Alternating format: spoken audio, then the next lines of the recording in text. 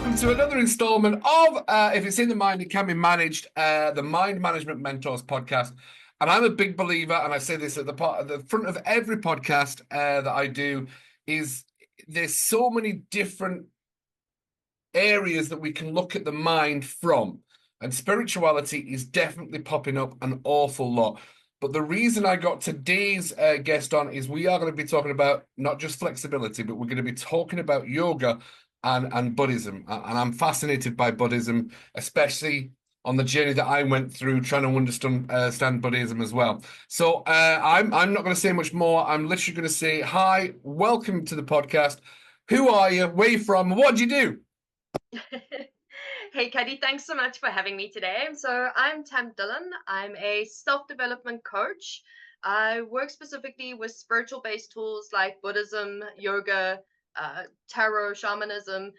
I have been working with these tools personally since I was a teenager. I was introduced to the tool of tarot by my brother back when I was 15. My journey into becoming a professional tarot reader started in my 20s, and then coming into my 30s, I retired. And that's when I hooped around into more of an educational based role and more of a self-development coaching role. So instead of me working with these tools to give people the answers, I was now teaching people how to use these tools to find the answers for themselves. And having used them for myself personally for so many years and reaped the benefits of them, I've got to share these tools with everyone else. You can't hold on to the good stuff. So that's pretty much me in a nutshell. I am South African born and raised, but about 4 years ago, I immigrated to South Carolina, which is where my husband is originally from. So that is me pretty much in a nutshell. Whereabouts in the States do you live now then?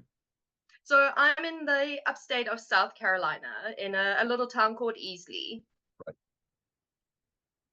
And how is South Carolina? Is South Carolina open to tarot and Buddhism? No.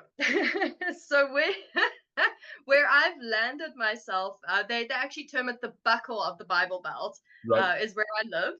So my first 4 years have been a huge culture shock, a big adjustment for me. And taking the work that I do, I've always worked in person. So over the last 4 years, I've had to pivot and start working online because my market's not here. Home is here. This is my base. This is where I rest and recoup, and I do my work with the rest of the world out there.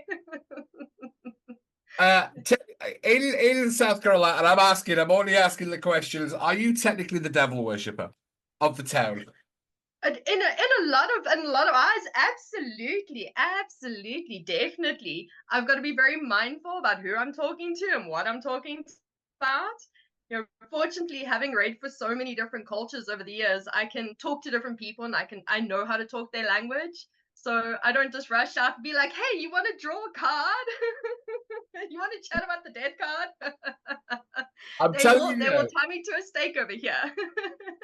I'll tell you now the name of the podcast just because I'm worried. The title of this podcast will be called "Is She the Devil?" with Tam Dillon. That's literally the title of the podcast. All right. I love it. Yes. According to South Carolina, yes, she is. Right. So and I think that's the beauty of this podcast is going to be how can you, and we'll even go through this as a coaching kind of tool, is how can you in South Carolina open the minds up to understand that tarot is not, and spirituality and tarot and Buddhism is not the word of Satan in all fairness. But how can you, because there is a closed mind to certain things such as spirituality, such as and I talked to another guest about the difference between skepticism and cynicism. Yes. Around it. A skeptic's maybe I'm a bit skeptical of it. It could be, but I'm skeptical. Cynical is that's hogwash. Now, for a lady such as yourself, Tam, and when you got in contact for the podcast, Tam is a very male Scottish name. And I genuinely had to look at your picture about 3 or 4 times. I'm like, Tam. All right, we'll go with it anyway. Not a problem at all. So I genuinely was like, I don't know. We'll just do the podcast, which is exactly what we're doing. So how could you, to everyone that's listening, explain tarot and Buddhism? Because you actually wouldn't put tarot and Buddhism together. To be fair, I know enough about tarot and I certainly know enough about Buddhism it's not two that you would put at the side of each other with yoga. In all fairness, yoga and Buddhism, absolutely. Yoga and tarot, I could see it, but yoga, tarot, and Buddhism, how does Tam make that work? So oddly enough, I've actually developed a tarot system that integrates the philosophies of yoga and Buddhism into it, called the Yogic Tarot. So absolutely, you definitely can. There's so much in what the work that you're doing with tarot. So a lot of people have misconceptions about what the tarot is. Tarot is a pack of cards. That is it. They have pictures on them, and we are interpreting those pictures. Yeah. A lot of people have the misconception that they're going to pick the pack of cards up and they're going to burn in the gates of hell, just for holding the cards. You're not. They really are just pieces of cardboard. So when we're working with a tool like tarot, we're doing interpretive work. We're looking at the images, we're looking at the symbology, and we're looking to understand what that card is trying to tell us, what it's trying to teach us.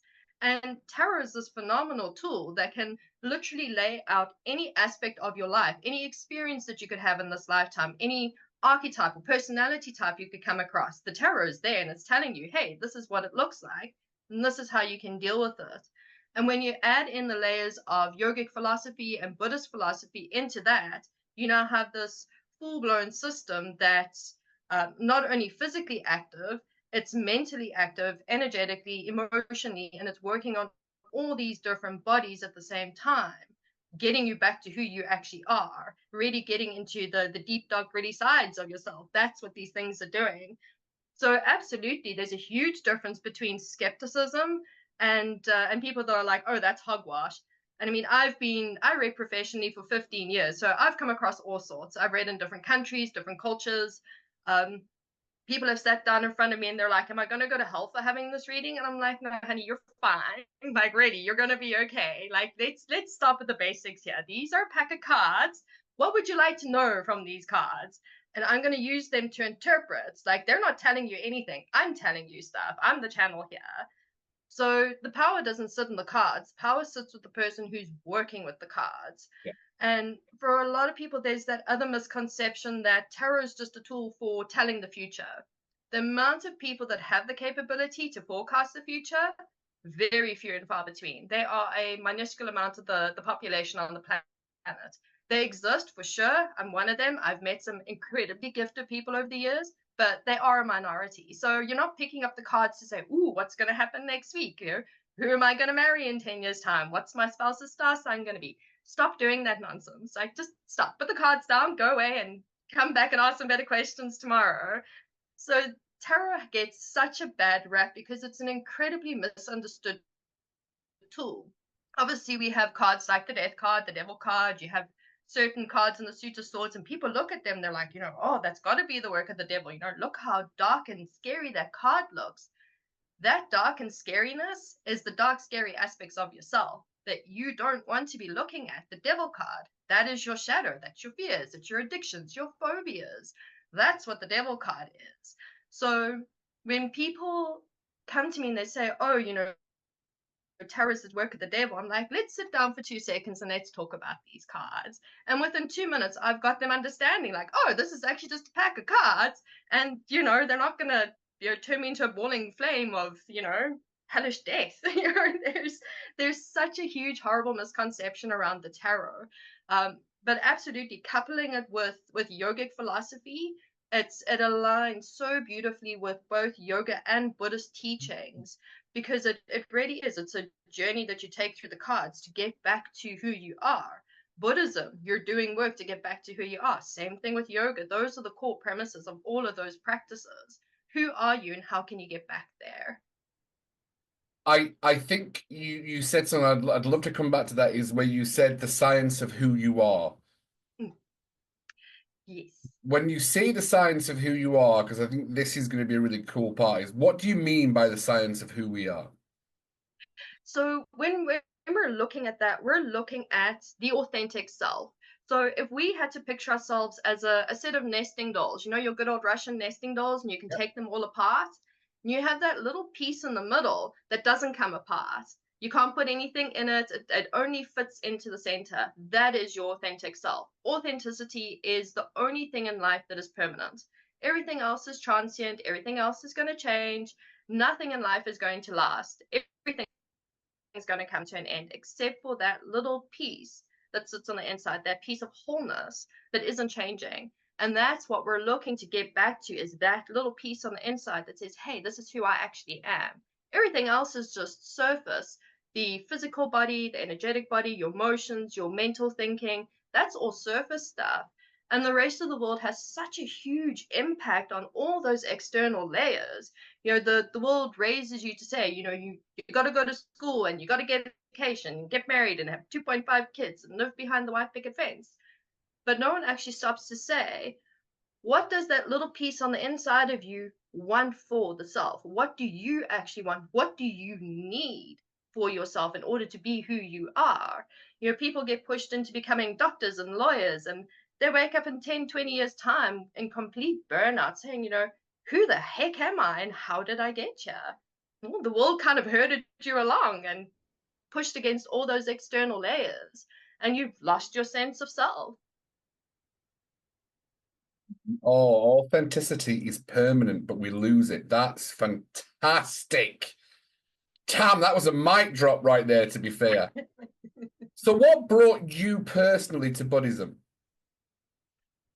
I was a very curious teenager. I grew up in a very open-minded house, and I watched too many episodes of Charmed, in all honesty. And I'm like, well, there's got to be more out there. There's got to be more out to the world. And I remember having a conversation with a friend of mine at around 14, 15. And I said, I really would love one of those book of shadows, like they have in the series Charmed. And she said, well, why don't you just go to the local bookstore and get one? Well, I tell you what, my world just flew wide open. I was like, what do you mean go to the local bookshop and get a book of spells? Like, what do you mean? She's like, it's all there in the bookstore. And truth nuts, I walked into the mind, body, soul section of the bookstore, and the shelf is just lined with all this beautiful information on magic and Buddhism and shamanism. And I was just like, gimme, gimme, gimme. And I just lined my bookshelves, and I haven't stopped because I've seen the value in what these things are teaching. At the age of 15, I started that journey of becoming self-aware, of learning, who am I and why am I, and what is purpose, what is meaning, all those existential thinkings that people only hit in their late adult years if they're lucky. So curiosity is what got me there, and a lot of really deep, engaging conversations with my older brother. He was by far my first spiritual mentor. Definitely, he handed me my first pack of tarot cards. He would discuss all these beautiful philosophies with me. So it's conversations with my brother and a heck of a lot of curiosity as a teenager. And it all just sat so beautifully inside my soul and said, yes, all of this is right. This all just aligns so perfectly with who you are and where you're going to go in life. And coming back to how do you do, or how are you able to get yoga, tarot, and Buddhism together? I only realized the connections between these when I did my yoga teacher training. So I've been practicing yoga, I would say, for about 15 years before I did my yoga teacher training. And like with most people, I had the misconception that yoga is just a physical activity. Certain stretches and poses, brings really great alignment and has good benefits for the body. But I didn't know there was this entire side of it, like this beautiful whole thing of philosophy behind yoga. There's 8 limbs to yoga, and the physical component is just one of those limbs. And it wasn't until we started unpacking the full philosophy of yoga that I started to see those links between the cards. We'd be chatting about a philosophy, and I'd think, wow, that really just reminds me so much of the teaching of that card. We'd be in a pose, and I'd be like, oh, this pose would fit with this card really beautifully. And about 3 months in, I said to the lead instructor, I said to her, I've got to put this yogic tarot system together. There's just no disputing those links between what tarot is teaching you in each card and what's coming out of all of these yogic philosophies. I mean, the connections are just beautiful. I'll admit there were some cards where I was like, I don't really know what philosophy to put with this card. This card's a little bit tricky, but for some of them, the philosophies just came so quickly and so smoothly that it took me about 3 years in total to build the full system. Nice. And you clearly do yoga. I mean, yoga would not be classed as the devil work in South Carolina. I'm sure there's plenty of yoga that goes on in South Carolina. There's a fair share of yoga studios around. The yoga studio that's here in Easy, where I actually did my yoga teacher training, when she went to City Hall to get her business license, they said you're quite brave to be setting up a yoga studio here in Little Easy, South Carolina, because even yoga is frowned upon. A lot of people don't fully understand what yoga is and what goes into the practice of yoga. There's a lot of misconceptions around that as well. So when people are talking about doing sun salutations, they're like, oh, it's sun worship. Whereas people don't understand the word salutation means to honor something. And when you're doing something like a sun salutation, you're honoring an aspect of yourself, an energetic aspect of yourself.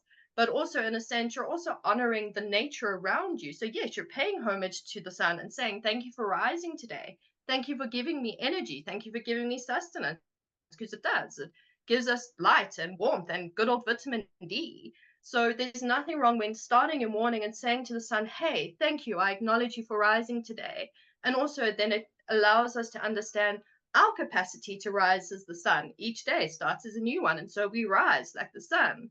So when we're doing a sun salutation, we're not worshiping the sun and saying, oh, you're the great sun god. We're saying, thank you for rising. And I too am rising with you to start this new day. Then perhaps I can also rise with warmth and good energy and bring some light into the world.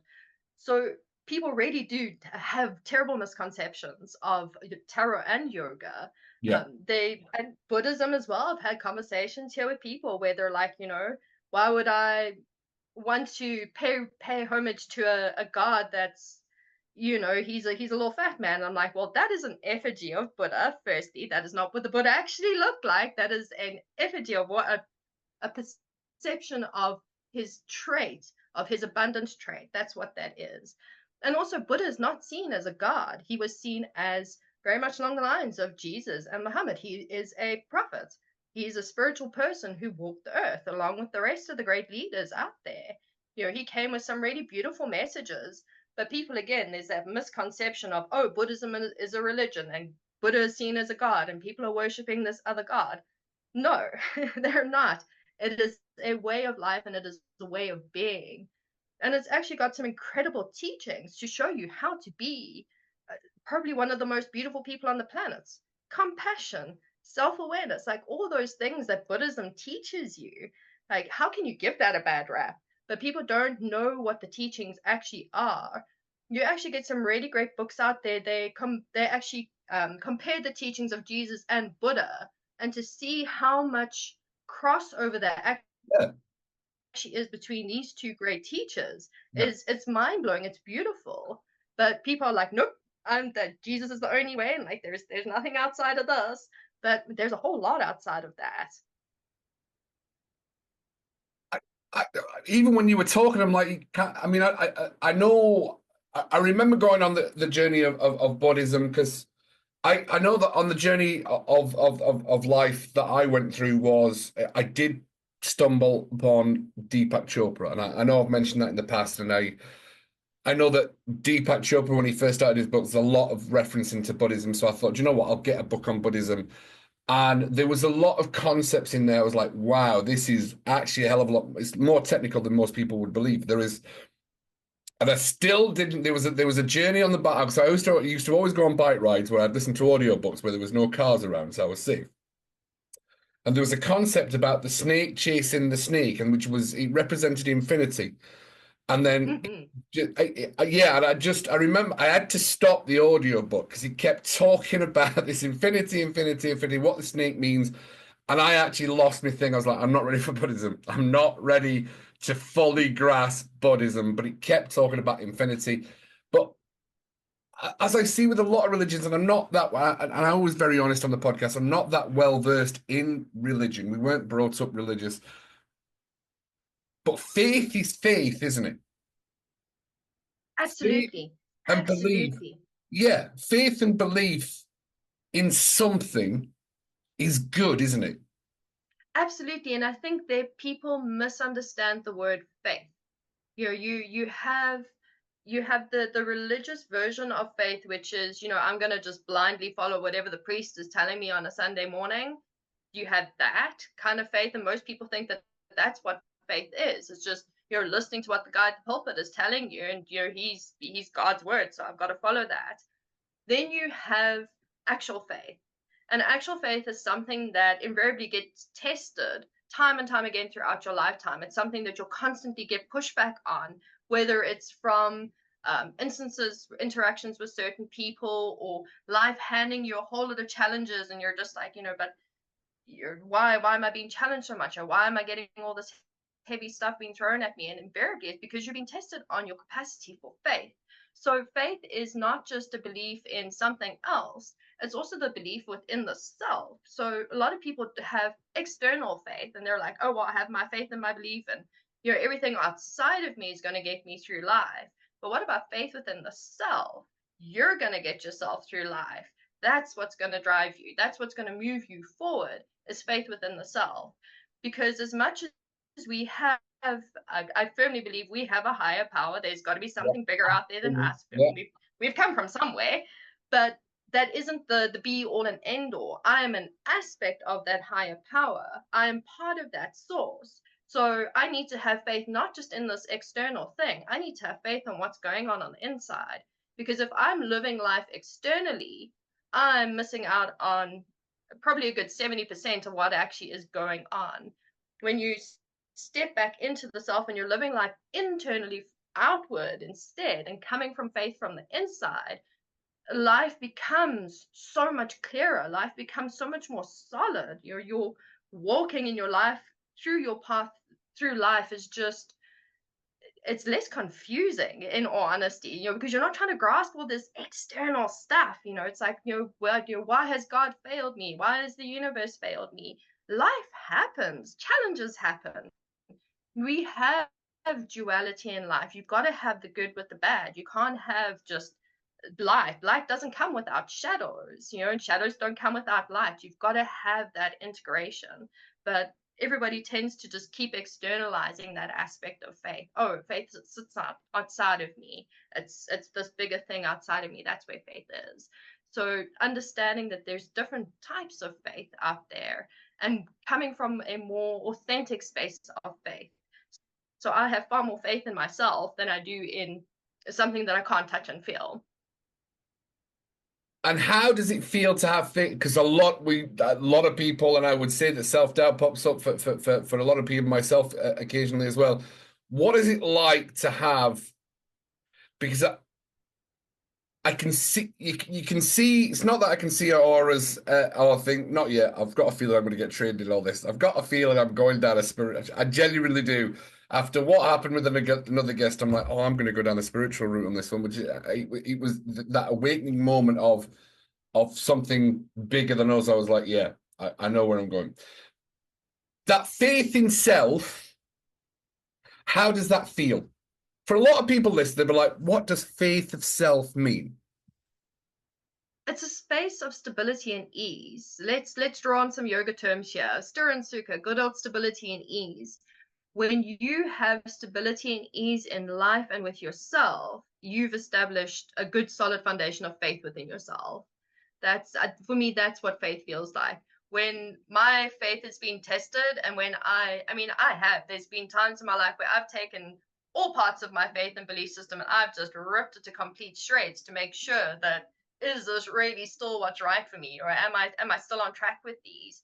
And in those times, I felt so unstable, so ungrounded, just all over the place. And once I put it all back together and found that stability and ease again, I was like, okay, I found my faith again. Let's do this. We can carry on walking now. It's like the missing piece of the jigsaw. When I heard you talking there, it's like the faith of self is the missing piece of the jigsaw. That the second it pops in, you've got the full picture. Absolutely, absolutely. Because I think most of the world likes to live in this external reality. Everything exists outside of ourselves. But when you're stepping back into that space and you're living from the inside out, you can only be stable and at ease. You can only have faith coming from the inside. It's like people perpetually chasing happiness throughout life, and they're like, oh, it's always outside of me. If I get the job and I get the car and I get the kids and I get this, it's just constantly adding to those external layers. Coming back to that nesting doll, we're just adding to the external layers. We're just taking all the dolls apart and we're just filling them with stuff. But that's still that whole little solid piece. It's already whole. It's already complete. It's just saying like, hey, live through me and exist through me. Stop fiddling around with all these external layers and stop trying to shove stuff into these layers. Like you're making it heavy, man. Like you're just giving us baggage. If you want a definition of baggage, it's stuff shoved inside the nesting dolls, whether it's unhealthy relationships or, this job that I'm going to crush, that it's going to take me to the next level, or, this bonus that I'm going to get. And people get there and they get the job and they get the marriage, and 10 years go by and they're like, wow, I'm still really unhappy with life. Life still really sucks. No, it's because you're living externally. Come back to the inside, live from the inside out. That's how you're going to get it. So yeah, finding that space of genuine faith, stability and ease, when you found those missing pieces in life and you actually going through life from a place of stability and ease, a lot of people think that authentic happiness is a constant smile on your face. You're constantly laughing and joyful. People mistake joy for authentic happiness. Yeah. Joy is an emotion. Happiness is an emotion, and emotions are chemicals. Yeah. And chemicals in the body are temporary. So this feeling of joy that you have right now is temporary. It's going to pass because those chemicals are going to digest through the body and they're going to go away. So happiness is not joy. Happiness is a state of contentness, a state of stability and ease, where you're not bothered by whatever's going on in life. Your entire existence could be crashing down around you, and you're just like, it's okay, I've got it. I'm all right. I'm stable. I'm at ease. Let's do this. You're unbothered by the huge upheavals in life.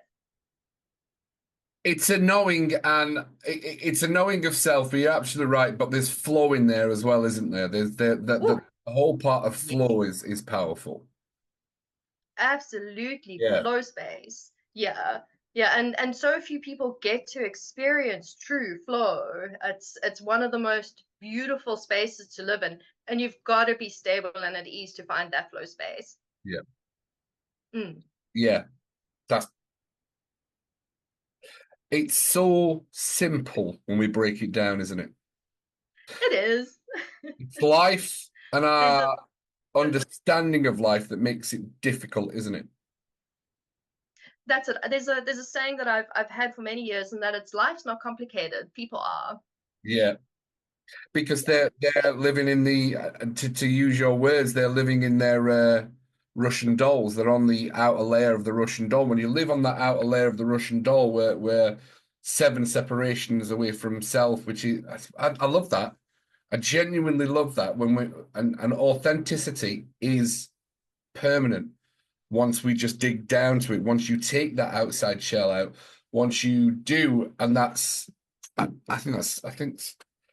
Well, I'm going to tip my hat to you, Tam. I am going to tip my hat to you. I think you. I know, yeah, I know, and especially, so in being in South Carolina and knowing all these things, how often do you come back to self? Do you ever feel yourself drifting away into the outer shell of the Russian doll, being in South Carolina, having these skills? And being judged? Moving here has probably been one of my hardest tests in staying true to who I am and not being scared to be who I am, because rightly so, people do. I mean, there's a big community of spiritual people around here. They're all just kind of hiding around in the broom closet, unfortunately, because out of sheer fear, because they're either going to get ostracized from the community, and sometimes in other instances far worse. So for me, moving to South Carolina, I mean, when I realized where I had moved, I kind of asked the people upstairs. I was like, what were you thinking putting me here? Like, universe, what's the plan? Why the Bible Belt of all places? And in these 4 years, my biggest test has been maintaining my faith in who I am, the things that I know to be true and correct, because all the things that I teach are so left field to the normal life around here. I mean, I don't think I've ever seen so many churches before in my life. I don't think I've ever been approached so many times in my life to come and join somebody's church. You know, a good old Walmart, the people in the queue behind you, they're like, so have you found your church yet? And I'm like, man, I haven't been into church in many years, so no. But within that, there's a passion to what they believe in, isn't there? There's an amazing passion towards that. Absolutely, absolutely. And I had a gentleman approach me in the parking lot of Walmart the one day, and he said to me, "Can I ask you a question?" I'm like, "Sure." And he says, "What do you think brings people to church?" And I was like, "Man, how much time have you got? That's a real big question you've asked there. Like really? Like how long do you want to be here for? Should we go have a coffee instead of standing in the parking lot?" He kind of looked at me with big eyes. And he kind of like fumbled a card out of his pocket and pointed over in the distance and said, "Well, that's my church over there. You know, if you ever change your mind, you know, here you go. You should really think about it." Like he didn't know what to do with me. You know, you can't come to a person like me and ask a big question like that. And you know, what answer are you wanting from me? I'm like, let's talk about this. So I'm very mindful in who I'm talking to, and because I've read people for so many years, I can invariably intuitively pick up, okay, it's safe for me to actually have these conversations with this person. Or yeah, I think I'll put up a little bit of a, you know, let's just keep it casual. You know, let's talk about the weather. You know, so it's gauging the right people and knowing the right places and spaces to put yourself. Because like I say, there is a community of people here that they do want the knowledge, they do want to know, but they're very few and far between. And when I find those people, by all means, let's go for it. Let's chat about it. But for the most part, yeah, I've learned discernment is been a big lesson here. Yeah. I don't walk around with my tarot cards in my pocket and be like, who wants the card?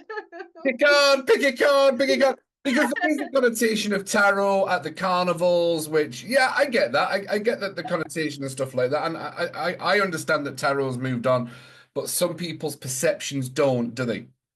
That's it. That's it. And sadly so, because like I say, it's just out of all the tools that I've used, tarot's been my longest standing tool that I've worked with, Yeah. and it's been my most powerful tool that I've worked with. Yeah. You know, adding yoga and adding Buddhism, they've just added extra layers of information to what I've already known, what I've already learned from the tarot. Yeah. So, I mean, I desperately want to be out there. Please pick a card. Let me teach you about this card. I can tell you so much. Like, come on. Oh, pick a card. Tam, this was lovely. Thank you so much for coming on. I think to answer the question of the podcast, is she the devil? The answer is no. Thanks, Cuddy. Honestly, thank you very much for coming on and sharing your story and talking about something completely different. And that's what the podcast is always about. And I'm a big believer. I've noticed a trend of me opening up saying I'm a big believer, and then I'm moving into closing out with I'm a big believer in there's so many answers out there if we just choose to listen. And sometimes people are not ready to listen, and that's fine. No, That's okay. I've been in a place where I've not been ready to listen. It comes to us, and this is a Buddha thing. Buddha only appears when you're ready to listen. That is actually a Buddha saying. absolutely. When the student is ready, the master appears. That is Absolutely. it. Yeah, and that was translated from the lily opens when the student is ready to learn, because the original Buddha was he came from the lily, which is why they worship the lily. Correct me if I'm wrong, but that was the whole premise around the lily plant, the lily flower. The lotus flower. Lotus flower. Yes, yes. Thank you. I'm so glad you corrected me on that one. Tam, this was lovely. And I'm sure there'll be a part two, to be fair, because I think we've got more to talk about, but you've been absolutely amazing. And thank you very much. Is there anything you want to share with South Carolina right now that they will come and ask you to pick a card? Come sit down with me for 2 minutes and let's chat about the tarot and what the tarot really is. And then we can pick some cards. Thank you so much, Tam. Big love from Cuddy, as always. Thank you very much to Tam. And if it's in the mind, it can be managed. And why not try tarot? There's nothing wrong with trying something different. Big love from Cuddy, and I'll see you on the next episode of the Mind Management Mentors podcast.